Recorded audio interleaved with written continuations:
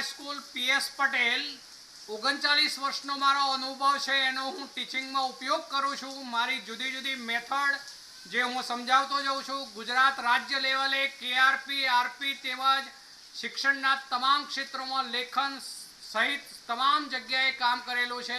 એવા મારા બહોળા અનુભવનો હું ઉપયોગ મારા ટીચિંગ દરમિયાન કરું છું। મારો લાભ અવશ્ય લેજો એવું ખાસ જણાવું છું। Good morning all friends. હવે આવીએ છીએ આપણે પોલિસેકેરાઇડ ઉપર। પોલિસેકેરાઇડ હવે જો પોલી શબ્દનો અર્થ થાય અનંત, ઘણા બધા असंख्य જે કાર્બોહાઈડ્રેટ સંયોજનોના જલ વિભાજનથી અસંખ્ય મોનોસેકેરાઇડ એકમો મળે તો તેને પોલિસેકેરાઇડ કહે છે। ફરીથી રિપીટ કરું છું, જોજો। જે કાર્બોહાઈડ્રેટ સંયોજનોના જલ વિભાજનથી મોનોસેકેરાઇડના અસંખ્ય એકમો મળે તો તેને પોલિસેકેરાઇડ કહે છે। આમ તો પોલિસેકેરાઇડ એ ખોરાકનો સંગ્રહ થાય છે સ્વરૂપમાં એવો અર્થ છે। દાખલા તરીકે એની અંદર આપણે ધાન્ય છે, મૂળ છે, કંદમૂળ છે, એની અંદર કેટલાક શાકભાજીમાં આ રીતે જ્યારે કાર્બોહાઈડ્રેટ જે છે એ સ્ટાર્ચ સ્વરૂપે સંગ્રહિત પામતો હોય છે। હવે આપણે એ પૈકી પોલિસેકેરાઇડમાં પૈકી સ્ટાર્ચ ઉપર જઈએ છીએ। એમાંનું એક તો સ્ટાર્ચ।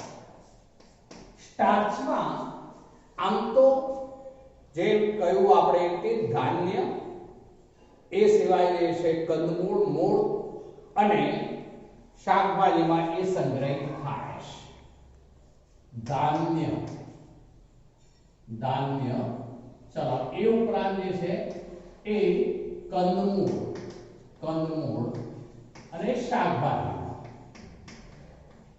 શાકભાજીમાં સંગ્રહિત કેટલાક શાકભાજીમાં સંગ્રહિત થાય છે। ચલો હવે જે સ્ટાર્ચ છે એમાં મુખ્ય બે વિભાગ પાડીશું। સ્ટાર્ચની અંદર એક છે એને કહેવાશે એમાઇલોઝ। આ એમાઇલોઝ જે છે એ પાણીમાં દ્રાવ્ય છે। પાણીમાં એમાઇલોઝ જે છે એ દ્રાવ્ય છે। ચલો જે સ્ટાર્ચ છે એનું લગભગ 15 થી 20% એ સ્ટાર્ચ સ્વરૂપે સંગ્રહિત થાય છે।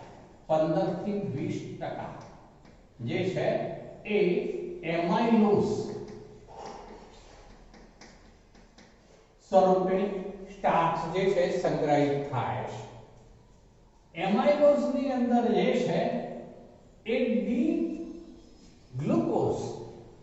ગ્લુકોઝ જે છે એના આલ્ફા ડી ગ્લુકોઝ પણ હવે વધુ સ્પષ્ટ કરું છું। આલ્ફા ડી પછી ગ્લુકોઝ,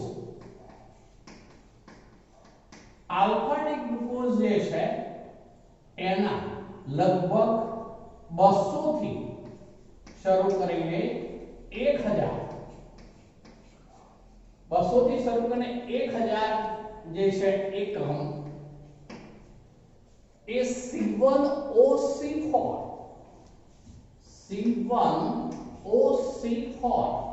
ગ્લાયકોસિડિક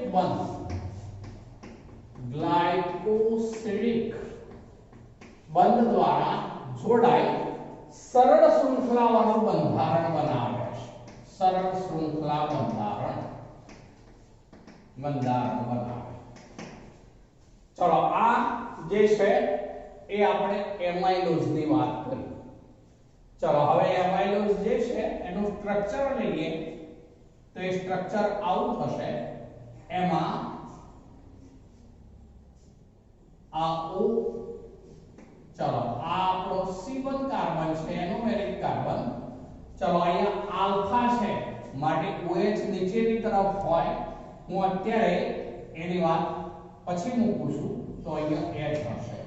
चलो अल्फा संघटक में H OH બંને સરખા હોય બીજા કાર્બન ઉપર, પછી પાછું OH H, પછી પાછું શું હોય તો અહીંયા H, અહીંયા OH, અહીંયા H, આ CH2OH, આ પ્રકારની રચના હોય એમાં.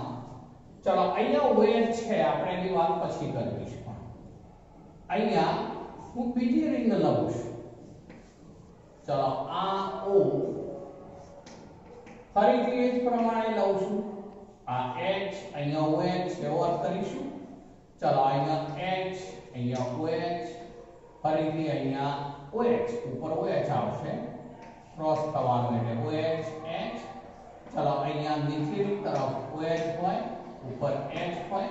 ચલો એ સિવાય વાત કરીએ તો અહીંયા H, અહીંયા CH2OH. ચલો આ બીજી રિંગ, આ બે વચ્ચે પણ હવે આ O દ્વારા જોડાણ, O દ્વારા જોડાણ. ચલો એવું જોડાણ જે છે એ આપણે આ બાજુથી પણ બતાવી શકીએ, જે છે એમાં. ચલો એમાં આપણે આ HOH, OH H, ચલો પછી અહીંયા H હોય ઉપરની તરફ, અહીંયા OH હોય, પણ એમાંનું આપણે આ દૂર કરીશું. શું હવે અહીંયા O એકલો રાખીશું, આગળ જોડાણ એવું બતાવીએ છે. ચલો આ બાજુ પણ એ જ પ્રમાણે હવે લઉં છું. આ ત્રીજી રિંગ છે. ચલો અહીંયા શું હોય તો ઓક્સિજન O. ચલો ફરીથી મૂકું છું અહીંયા H, અહીંયા O હોય, એના દ્વારા આગળ જોડાણ એવો જ કરી દઈએ છે, મેં બતાવી દીધું સ્પષ્ટ. ચલો અહીંયા જે છે એ આ H, આ OH, ચલો અહીંયા આ OH, આ H. ચલો અહીંયા નીચેની તરફ જે હશે એમાં આ બે વચ્ચે O દ્વારા જોડાણ, આ H, જ્યારે આ H, આ CH2OH. તો આ રીતે સળંગ શૃંખલામાં તેઓ એકબીજા સાથે જોડાય. આ બાજુથી પણ જોડાય છે, આ બાજુથી પણ આગળ જોડાણ ચાલુ છે, પણ સરળ શૃંખલા ધરાવે એ એમાઇલોસ તરીકે ઓળખાશે, જેમાં C1OC4 જે છે એ પ્રકારનું જોડાણ કહેવાશે. આ 4 નંબર છે, આ બાજુ 1 છે, આ 4 છે, આ 1 છે. તો એ રીતે C1OC4 ગ્લાયકોસિડિક બંધ દ્વારા તેઓ એકબીજા સાથે લાંબી સરળ શૃંખલામાં જોડાતા જાય છે. ચલો આ આપણે એમાઇલોસની વાત કરી. એની અંદર બીજો વિભાગ જે છે એને કહેવાશે એમાઇલોપેક્ટિન. ચલો આ એમાઇલોપેક્ટિન ઉપર આવીએ. એમાઇલોપેક્ટિન જે છે એ પાણીમાં અદ્રાવ્ય છે, પાણીમાં અદ્રાવ્ય છે. લગભગ એ 80 થી 85% જે છે એ એમાઇલોપેક્ટિન બનેલું હોય છે, એમાઇલોપેક્ટિન. ચલો એમાઇલોપેક્ટિન ની અંદર જે છે એ ગ્લુકોઝના અસંખ્ય એકમો C1OC4 સરળ શૃંખલામાં જે જોડાશે C1OC4 થી સરળ શૃંખલા અથવા તો સળંગ એવો અર્થ વપરાય, સરળ શૃંખલામાં જોડાણ. એ ઉપરાંત શાખીય જોડાણમાં C1OC6 થી શાખીય જોડાણ થયેલ હોય, શાખીય જોડાણ થયેલ હોય. ચલો હવે આપણે એમાઇલોપેક્ટિન બનાવવું હોય તો એમાં હું આની અંદર જ ચેન્જ કરી દઉં છું. હવે જોજો આમાં ચેન્જ કરું છું તો હવે આવું થઈ જાય. એમાઇલોપેક્ટિન બનાવવું છે આપણે તો હવે જુઓ આના જેવી સરળ શૃંખલા તો હશે જ.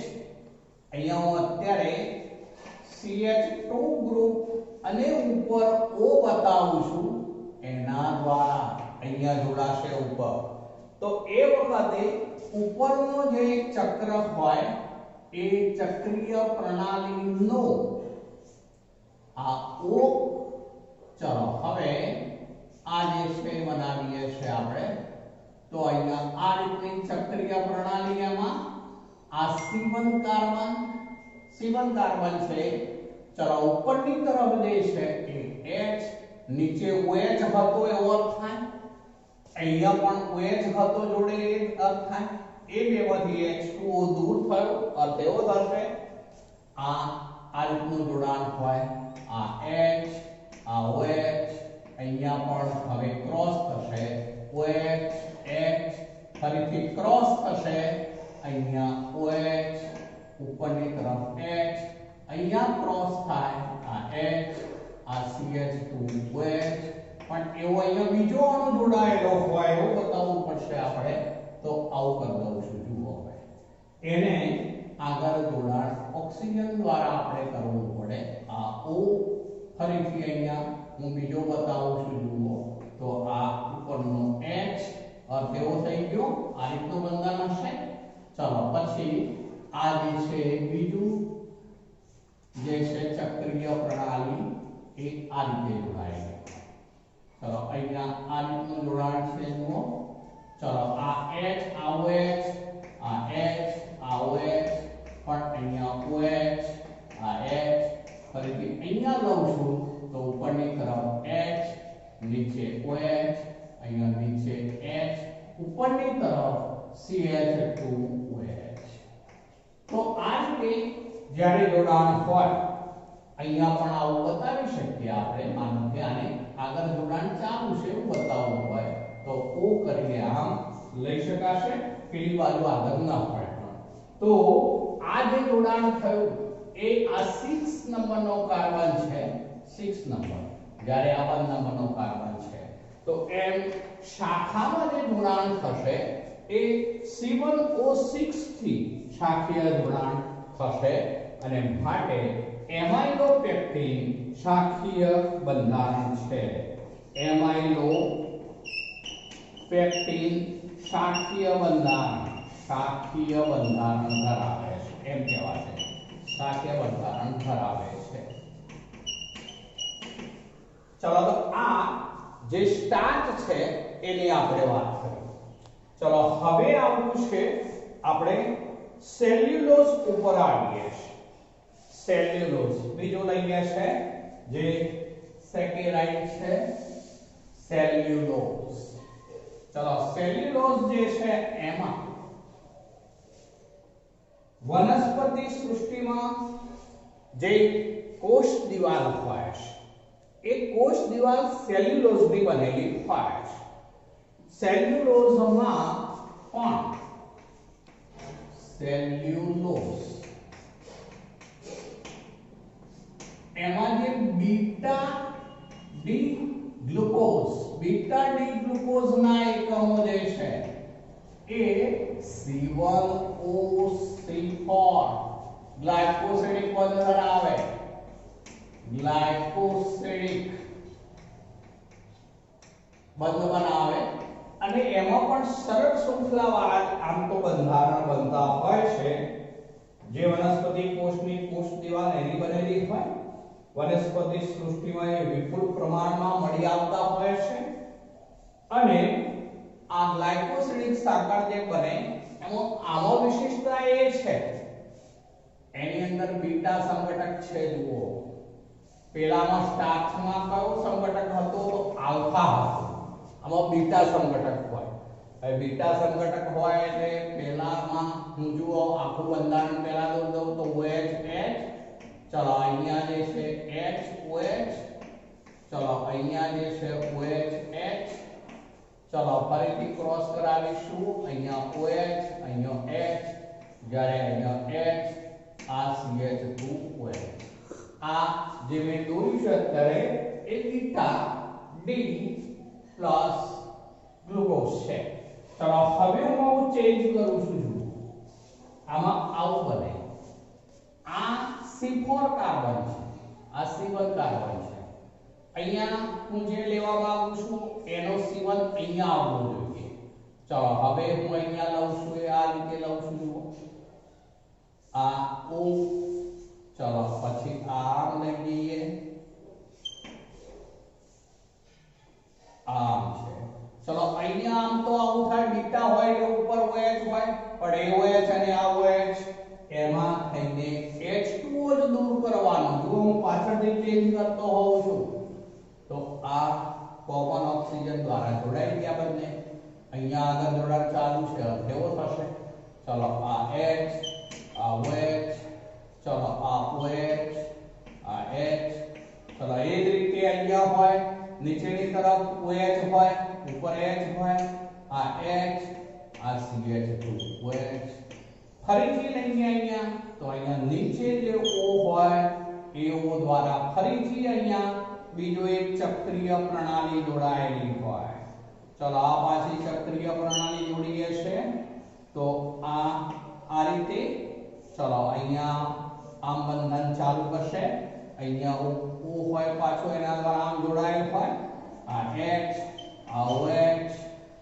ચલો આ OH આ H અહીંયા જો લઈએ તો ઉપરની તરફ H નીચેની તરફ O જોડાણ ચાલુ અર્થ એવો થશે અને અહીંયા જે છે એ શું થશે હવે આ H આ CH2OH તો જો આ C1 કાર્બન આ C4 કાર્બન C1OC4 જોડાણ આ C1 કાર્બન આ C1OC4 ગ્લાયકોસિડિક બંધ સેલ્યુલોઝ જે છે એની અંદર જોવા મળશે જે વનસ્પતિ કોષની કોષ દિવાલ માટે વનસ્પતિ કોષની કોષ દિવાલ આની બનેલી હોય તો આ સેલ્યુલોઝ નું બંધારણ છે જેમાં બીટા ડિગ્લુકોઝ C1OC4 ગ્લાયકોસિડિક બંધ સ્ટાર્ચ ની અંદર શું હતું તો એમાં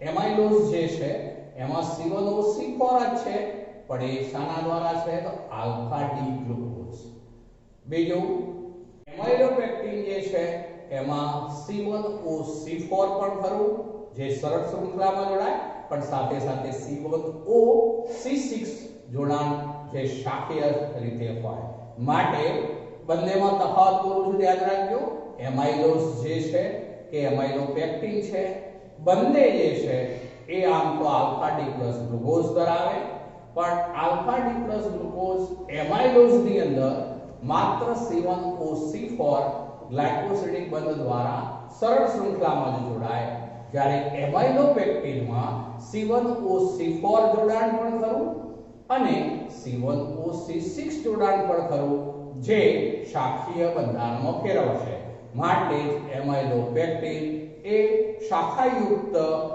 સ્ટાર્ચ છે સ્ટાર્ચનો વિભાગ છે અને તેને કારણે તે ખૂબ વધુ અણુઓ એમાં એકબીજા સાથે જોડાયેલા હોય જ્યારે સેલ્યુલોઝ જે છે એમાં બીટા ડી ગ્લુકોઝ એ આ રીતે આમ જોડાયેલ હોય એવો અર્થ થશે ચલો બીજું લઈ લઈએ છે હવે ગ્લાયકોઝન બીજું છે ગ્લાયકોઝન ગ્લાયકોજન જે છે એ પ્રાણીઓમાં વધારાનો જે કાર્બોહાઈડ્રેટ્સ હોય એનું જે છે એ સ્ટાર્ચ સ્વરૂપે સંગ્રહિત ગ્લાયકોજન સ્વરૂપમાં કરે છે પ્રાણીઓ વધારાના સ્ટાર્ચને ગ્લાયકોજન સ્વરૂપે સંગ્રહિત કરતા હોય છે વધારાનો કાર્બોહાઈડ્રેટ છે વધારાનો કાર્બોહાઈડ્રેટ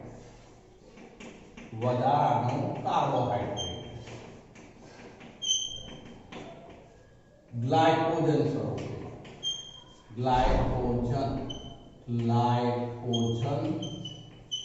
સ્વરૂપ હવે માટે એને કહેવાશે પ્રાણિજ સ્ટાર્ચ તે કહેવાશે પ્રાણિજ સ્ટાર્ચ જે આપણે સ્નાયુઓમાં આપણા મગજની અંદર છે યકૃતમાં છે ત્યાં સંગ્રહિત પામે છે યકૃત પછી મગજ પછી સ્નાયુઓમાં સંગ્રહિત હવે સ્નાયુઓમાં સંગ્રહિત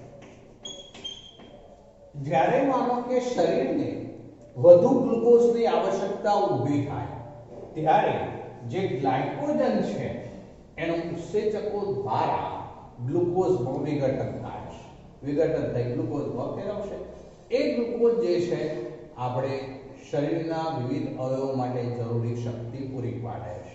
તો એ રીતે એ યકૃત મગજ સ્નાયુઓમાં સંગ્રહિત પામતો હોવાથી એક પ્રકારનો પ્રાણી સ્ટાર્ચ તરીકે ઓળખાશે.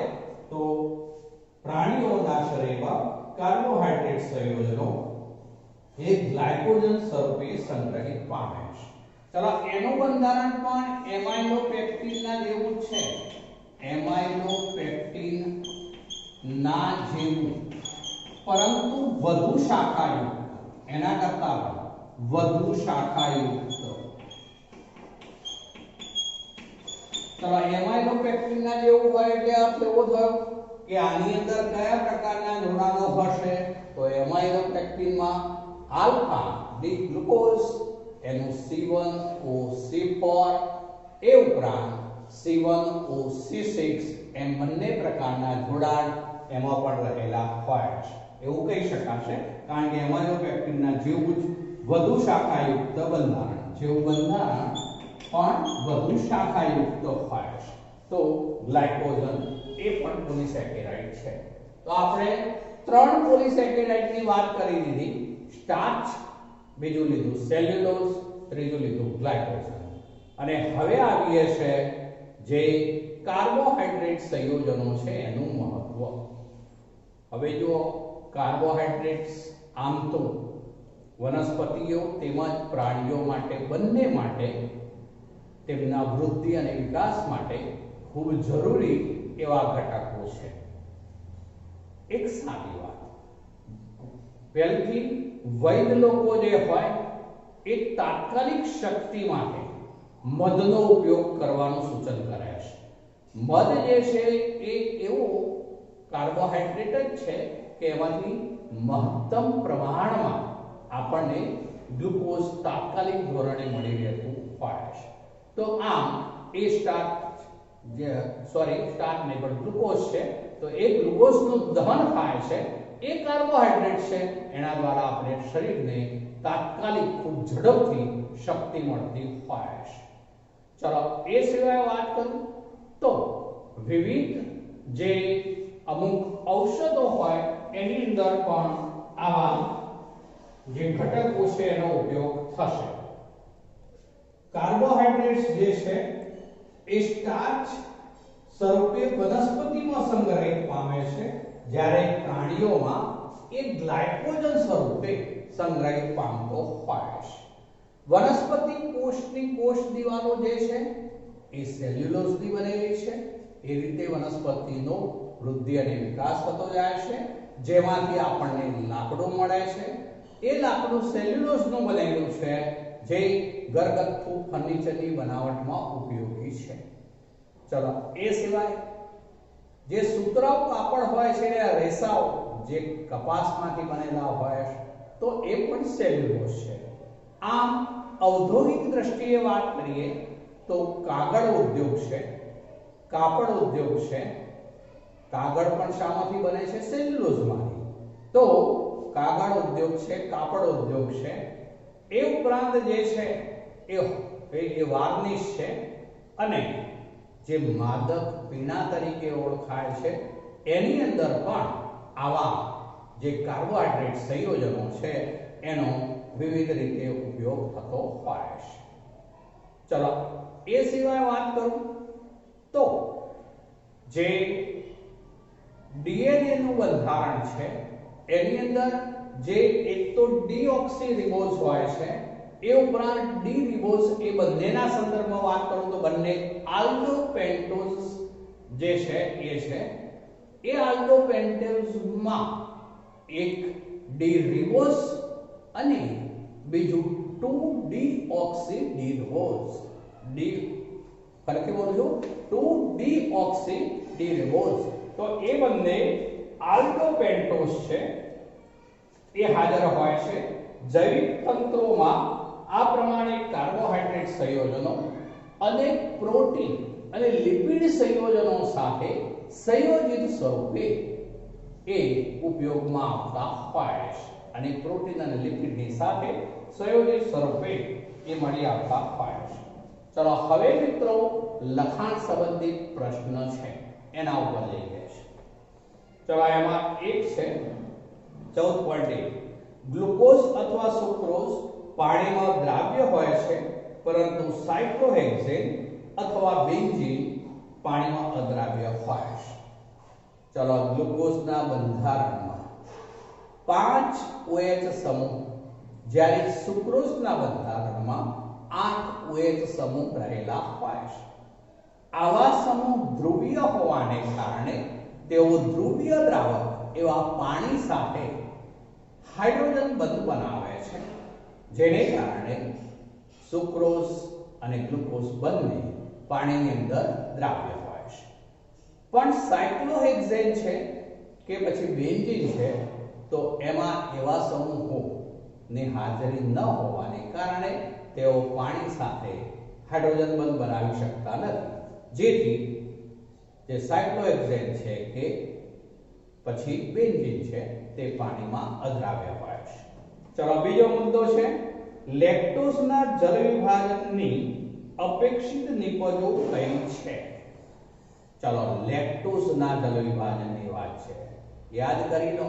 લેક્ટોઝના જલ વિભાજનથી બે જે છે એ જુદા જુદા મોનોસેકેરાઇડ મળે, જેમાં એક છે બીટા ડી ગેલેક્ટોઝ. પહેલો અણુ છે એ બીટા ડી ગેલેક્ટોઝ અને બીજો અણુ જે છે એ શું હોય છે તો બીટા ડી ગ્લુકોઝ. તો એમ તે ડાયસેકેરાઇડ હોવાથી તેના જલ વિભાજનથી બીટા ડી ગેલેક્ટોઝ અને બીટા ડી ગ્લુકોઝ બનશે.